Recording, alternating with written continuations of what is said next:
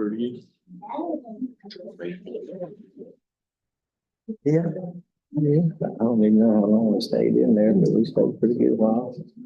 He's, I asked all questions I could think of. It was pretty informative,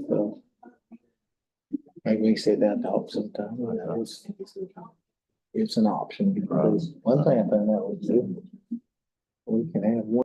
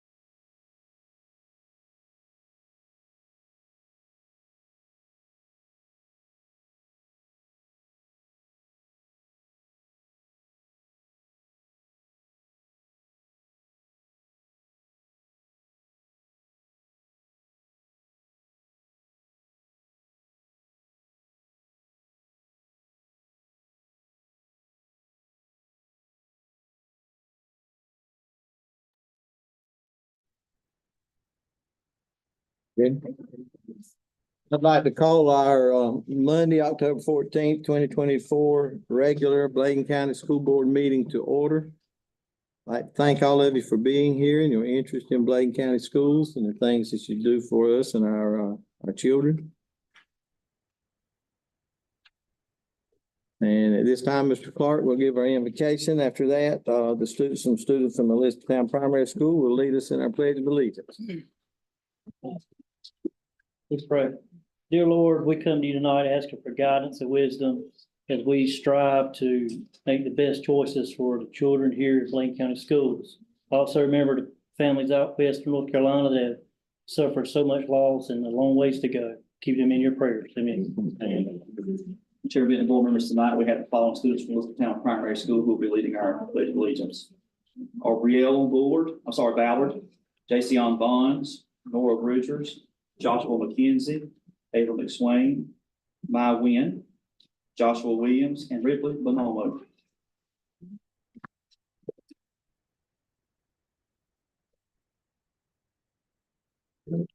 Pledge allegiance. To the flag of the United States of America and to the republic for which it stands, one nation, under God, indivisible, with liberty and justice for all.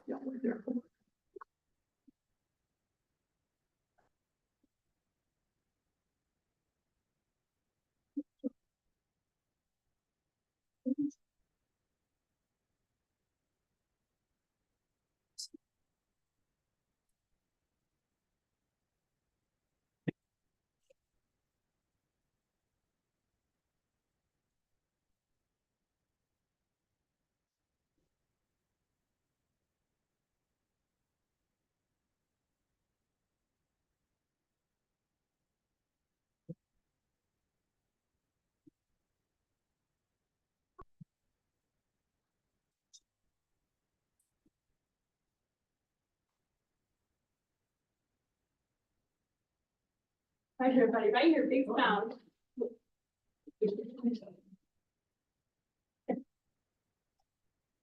All right, 1, 2, 3. Let's get a round of applause.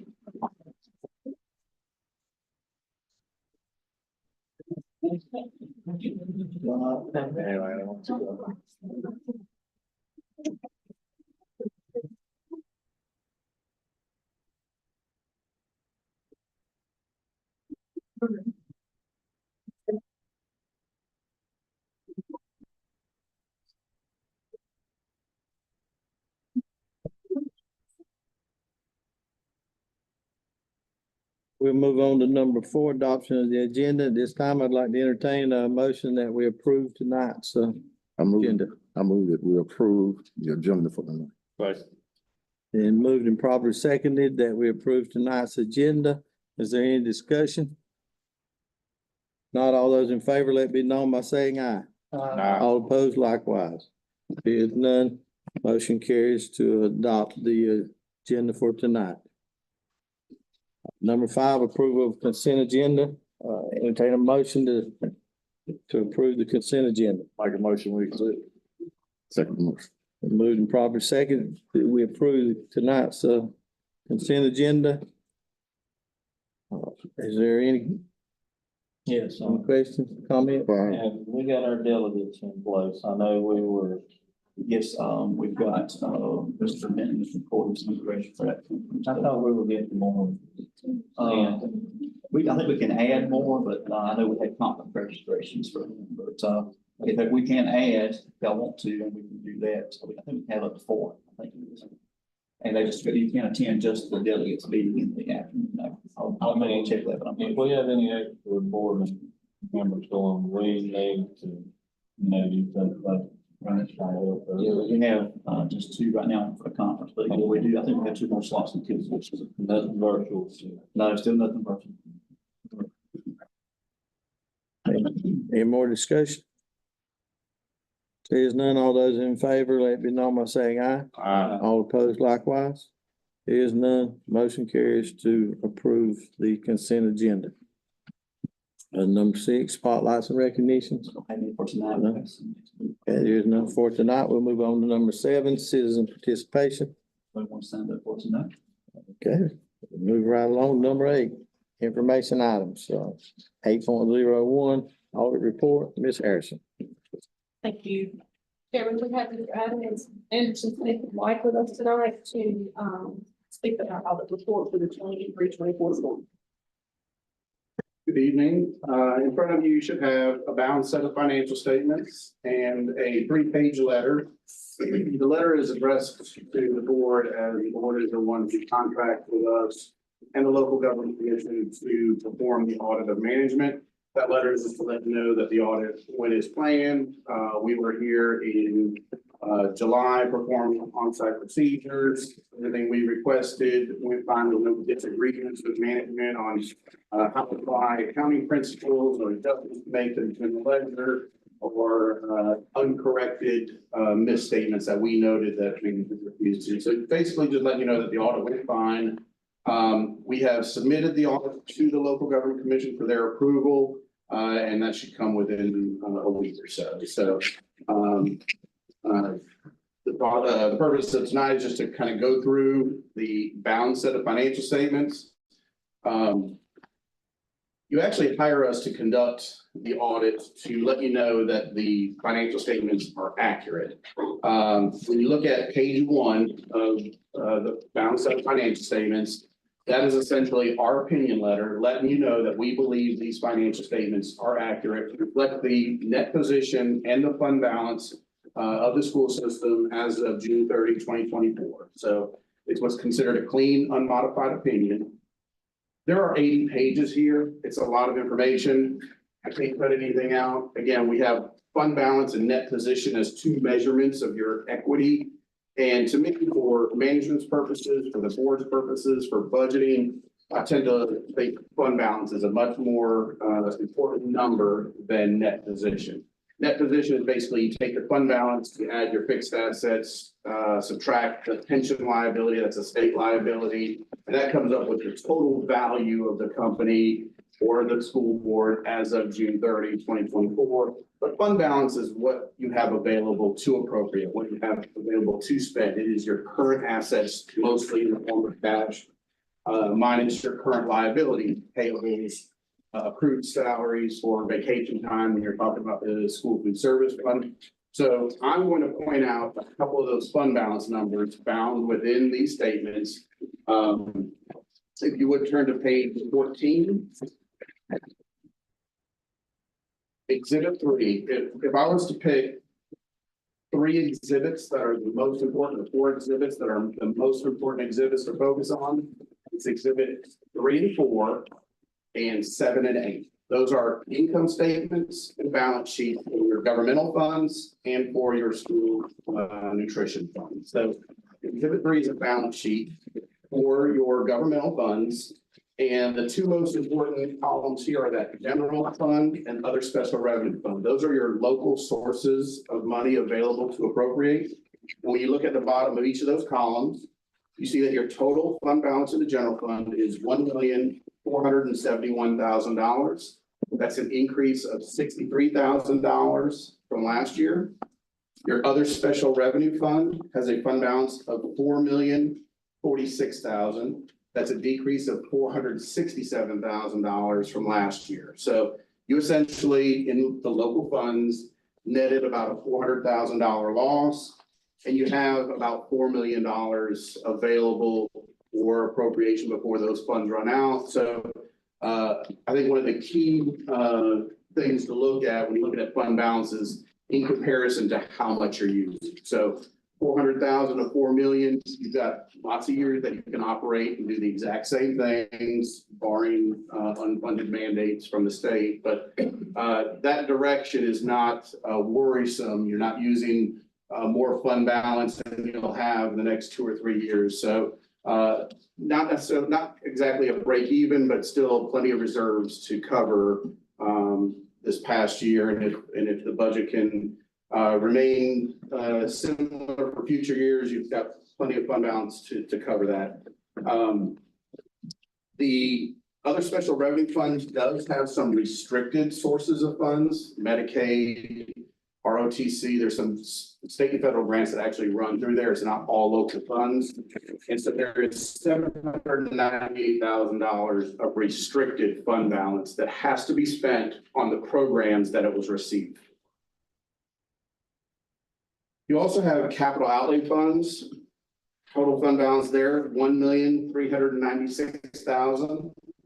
That's a decrease of $1.1 million from last year.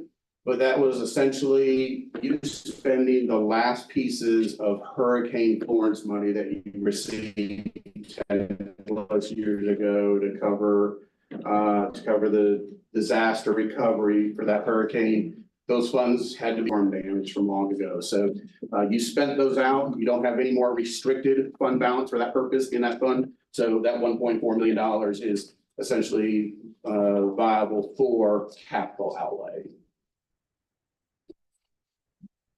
Any questions there? So that was the balance sheet. We talked about the increases and decreases in fund balance. If you turn 2 pages to page 16. This is the income statement that shows the revenues expenses to get to that change in fund balance. So you can see the general fund collects $8.3 million of revenues, had $8.3 million of expenses, or essentially a small change of 62,000 change in fund balance. The other special revenue fund, 3.4 million, 466,000 used because of the 3.8 million of expenses. So, and then the capital outlay fund, that $1.1 million used of fund balance there. You notice your 2 biggest revenue sources are the state public school fund and the federal grants fund. Those funds do not carry fund balance. Those are allotments, appropriations that you use or lose. So there's no collecting money and saving it to spend next year, except for when you're talking federal carryover.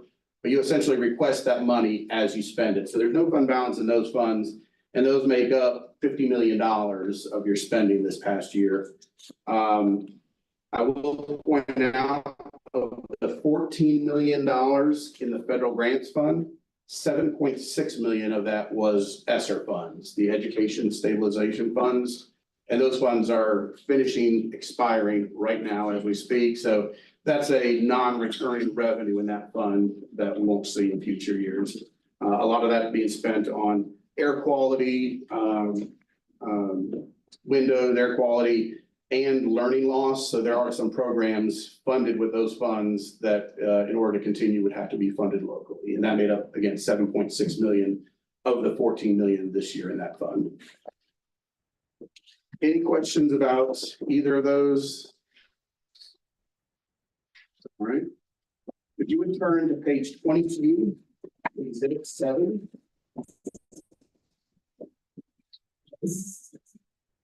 So those were your governmental funds. You have one business type fund. Now this fund, because it's a business fund, the school food service fund, net position and fund balance are the same thing. So we can't really look at your fund balance for this fund to gauge financial health, because there are assets recorded directly in this balance sheet for furniture and equipment that you've already spent the money for, you're just appreciating over time. There's liabilities, a small little piece of the state liability that's applied to Bladen County Schools is then applied to the Child Nutrition Fund.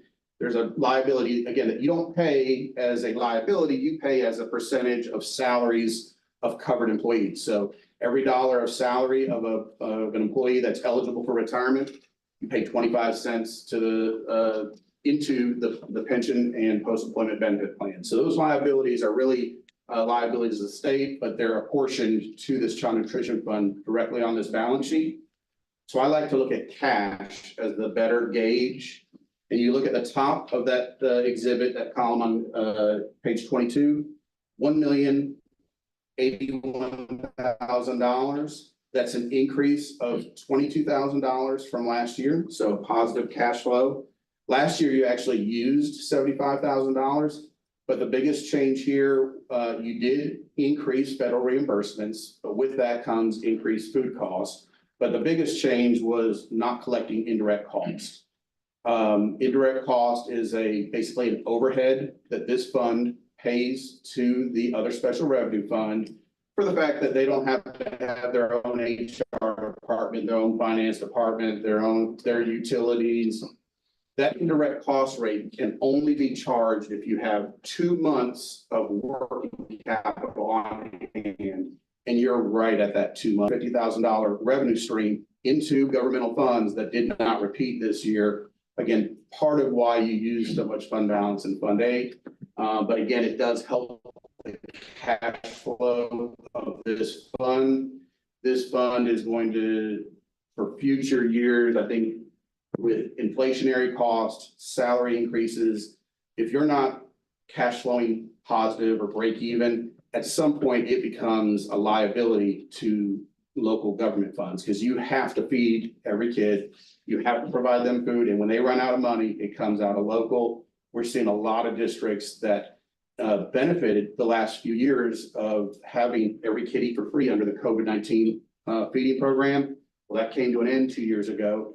Reimbursement rates have gone back down to normal, and a lot of districts have not adjusted their model to reflect that and are using cash at an extraordinary rate. So to be netting a positive $22,000 of cash is definitely a bright spot. That's something you don't have to worry about financially going forward. Any questions there? Next page, Exhibit 8 is that income statement. So you can see you only sell about $164,000 of food. The vast majority of your revenue comes in the middle of the page, and that federal reimbursements, $3,634,000. That's an increase of $88,000 from last year. But on the same token, that food cost at the top of the expenses column, $1,656,000. That's $109,000 more than last year. And again, that just comes with more participation, means more meals. So you actually increased your revenues in a year, reimbursement rates went down. So that means your participation went up in order to cover the decrease in reimbursements and to still add 88,000. That's just a lot more meals. It's a lot more food costs going up regardless of participation. So again, to only go up $109,000 while increasing the amount of food and the amount of meals you're serving, I think it's just, again, a positive note financially. And so you can see, even though your change in net position was $329,000, Exhibit 9 is a cash flow statement. And a third of the way down, the net increase in cash and cash equivalents, $22,565. So that's where we went from $1,058,000 to $1,081,000. Again, that to me is the most important number rather than that change in fund balance, because it's affected by non-cash expenses. All right. After that, pages and pages of footnotes going over all of your various assets, roll forwards of your CIP, buildings and equipment. Anything you could ever want to know about those pension plans and post-employment benefit plans, there's about 10 pages of footnotes regarding those. Page 58.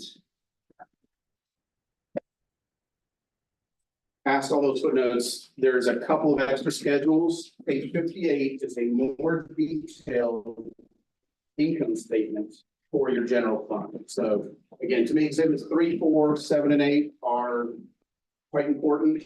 But if you wanted to look at a more detailed income statement for the general fund, it's found there on page 58. And that's the top line, $8,014,000 of county appropriation. That's $183,000 more than last year. So the audit is not only financial statement based. We also come in and look at your compliance with state and federal spending requirements and internal controls over finances and over compliance with state and federal requirements for spending money. After the those additional exhibits, page 63 starts 3 more letters. 1 over internal controls, 1 over federal compliance, and 1 over state compliance.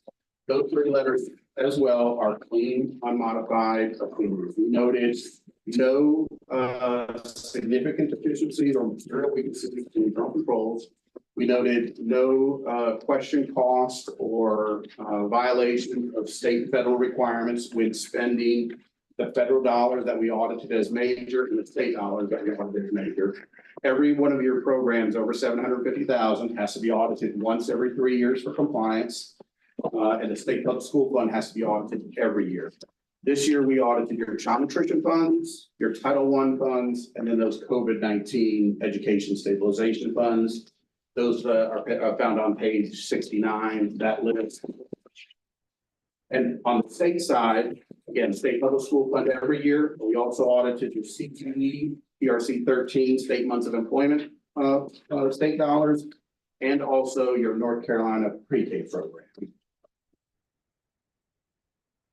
Again, all four letters essentially, clean, unmodified, opinions to, testing to accuracy of the financial statements, your compliance with state and federal requirements, and your internal controls over financial reporting.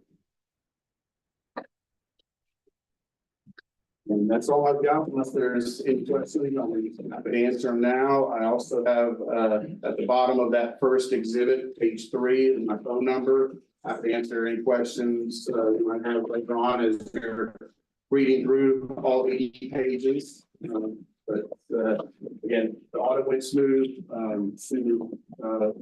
been through quite a few of these. Our staff is, well seasoned and, puts our priorities first when we're here, so that we efficient use of our time and their time, providing hundreds and hundreds of pages of documents, invoices, payroll checks, payroll histories, in order to conduct the steps we need to do to conduct the audit, to eventually present to you the statements and again for the LGC.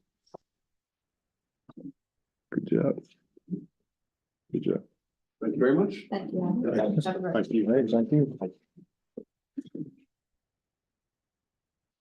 It's time we move to action item number 9.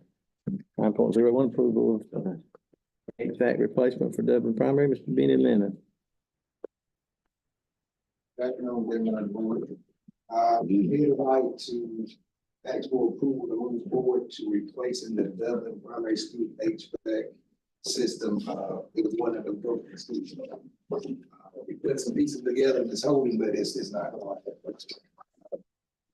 That multiple bids, but the cheapest one is $105,816 to get it replaced. What's the timeline on getting it replaced, Benny? If it gets Well, if they approved? start, they're gonna try to do it during the winter months. We're trying to get it by starting Thanksgiving week where they can get most of it done. If not, they can wait till the Christmas break because that's the air conditioning part. All right. What you said was the lowest bid? $105,816. Who's that with, Mr. Leonard? Smith Refrigeration. And you got how many other? Got 2 other ones. One was Brady Train, $166,000, and another one, I forgot the name, another company, but it was like 140 something. Right. Brady was 166. Yeah. Have you looked at anybody else? Just get the bid done.